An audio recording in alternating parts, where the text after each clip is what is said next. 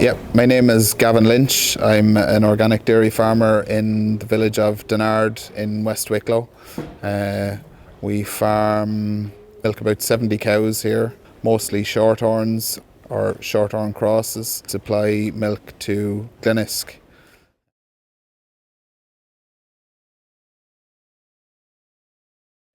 Yeah, we switched to organic farming in 2010. At the time, we had just recently gotten out of dairying, and we had a herd of suckler cows. When we converted to organic, we started to sell our own beef direct from the farm here, and we also started to raise turkeys for the Christmas market, which we did here for a couple of years before going back to dairying.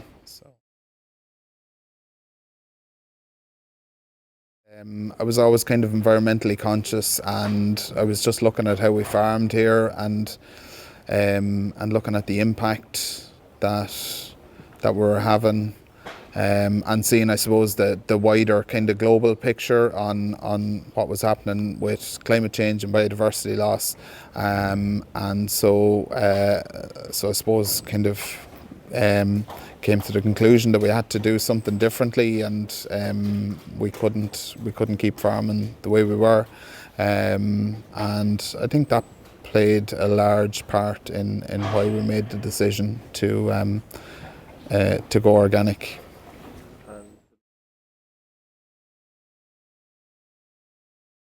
Huge benefits in terms of the farm, the soil, and just the health of the soil health, but also animal health. I've noticed a big improvement.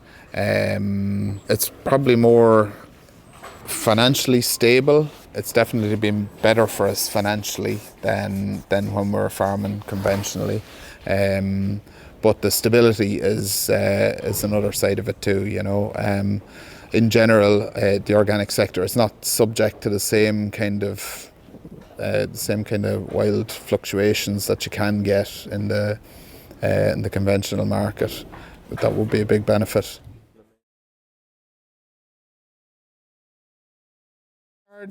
Hard to pinpoint drawbacks. There's no safety net when you're farming organically. So if you're a conventional farmer and you sow a crop or reseed a field or do whatever, and you have an issue with a pest or a weed or something like that, there's always a solution in a bottle or a can or a bag. And in organic farming, you don't necessarily have that. Now, that's not, you can view that as restrictive, but it's not really. I think organic farming is more knowledge intensive rather than input intensive, and so you have to know before you go doing whatever you do. You have to know what you're doing, and you have to know what are the potential pitfalls, and you have to think, how am I going to overcome these, or what am I going to do to avoid them?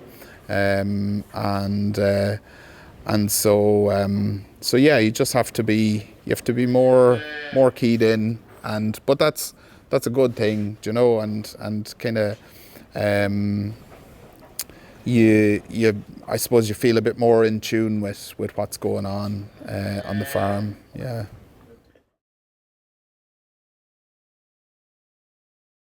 In terms of changes we had to make when we went organic, we had cubicle housing and we converted it to a loose straw-bedded shed.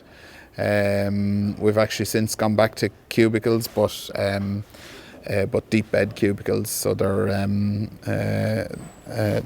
much more comfortable for the cows.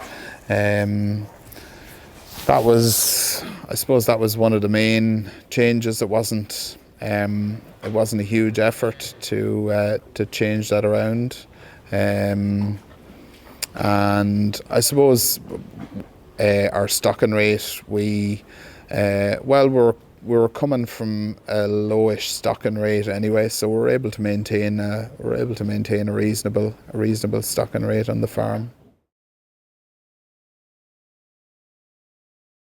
Yeah, so we are farming about 110 acres here, milking 70 cows. We have in permanent silage ground about 20 acres. It's red clover silage, and we would normally take 3 cuts a year from that. The red clover silage is good because it is high protein, and generally the protein content of a cow's diet is the most expensive part of it. So if you can offset some of that protein with high protein silage, it gives you the potential to save money on your feed. We do, yeah.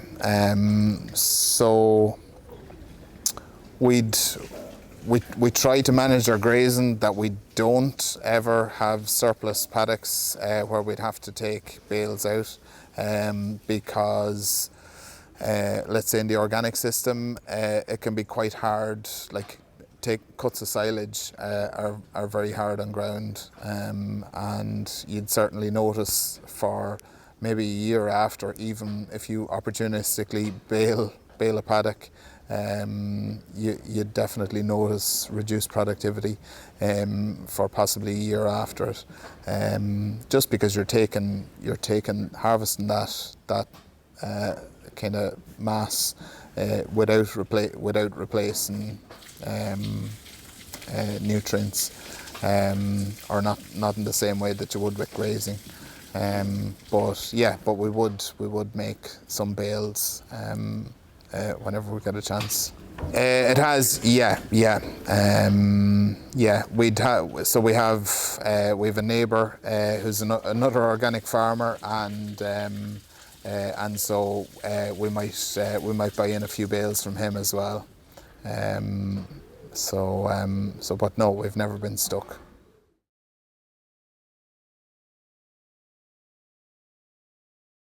Occasionally, I would say, we would find, so we'd lime much less regularly. We soil test every second year. We soil test the whole farm, so kind of on a rotation, and we find that we need an awful lot less lime. Occasionally, particularly because we can't rotate our silage ground, it's always coming off the same area, so we do have to replace P and K, and so we would import some nutrients to replace the P and K on the silage ground, but grazing ground, we'd never really have to put supplemental nutrients out on grazing ground. It's getting an awful lot return to it anyway. So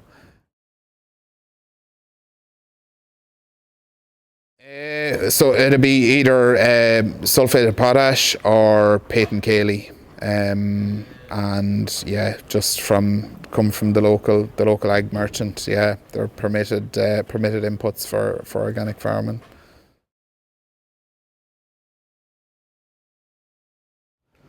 I don't know if I do anything differently. No.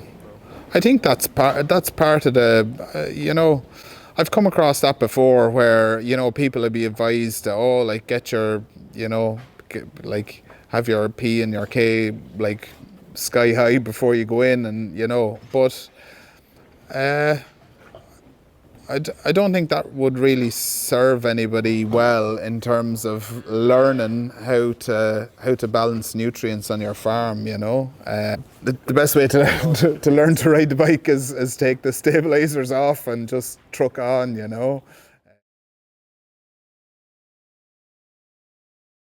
I would, yeah. It definitely, if you like to think about what you're doing and why you're doing it and how you do it, and the reasons behind it and how does it work, and if you're interested in details, and in if you're keen to learn all the time, I think organic farming is really good, because you're constantly learning, and and it's just I find it's a nicer way to farm, and and that kind of I suppose that kind of re-establishing that connection with soil and with the land, and and how you care for it is good.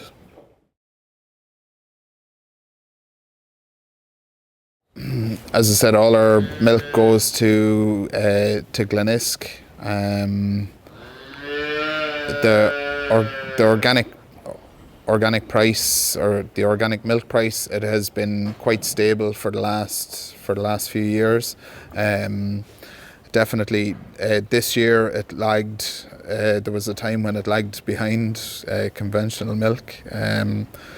That's since been corrected, but it tends not to fluctuate as wildly as conventional prices can. So yeah, that kind of stability is good.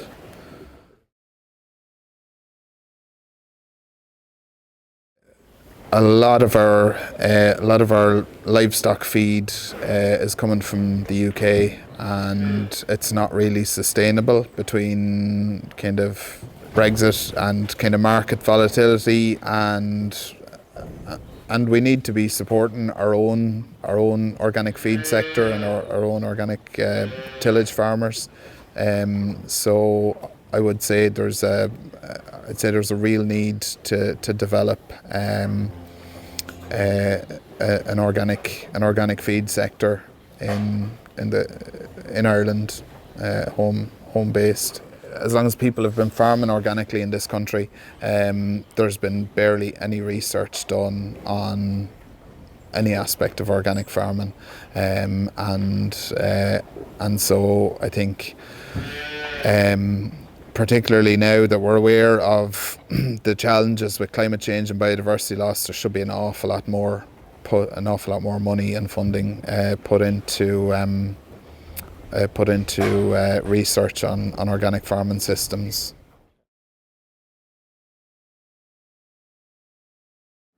We're probably going to try and change how we feed the cows to actually make better use of homegrown grain, or Irish grown grain. I suppose that's our biggest cost is feed, and that's where our biggest potential is to save money and to generate more money, is if we can reduce our feed costs. So yeah, we're going to look at maybe if we can purchase a diet feeder and a few other bits of kit that would allow us to feed the cows with more homegrown grain. I always found Organic Trust were a great help to me. Anytime I had an issue, there was always somebody at the end of the phone. The paperwork, it used to be a thing years ago where people would be like, "Oh, organic, yeah, but the paperwork." But I think every farmer, organic or conventional, is dealing with the same level of record keeping. So basically, if a farmer is signed up to a Board BIA scheme, they're generally doing almost what would be required for organic certification, and it's the information doesn't have to be duplicated. If you have the information in your organic record book, that suffices for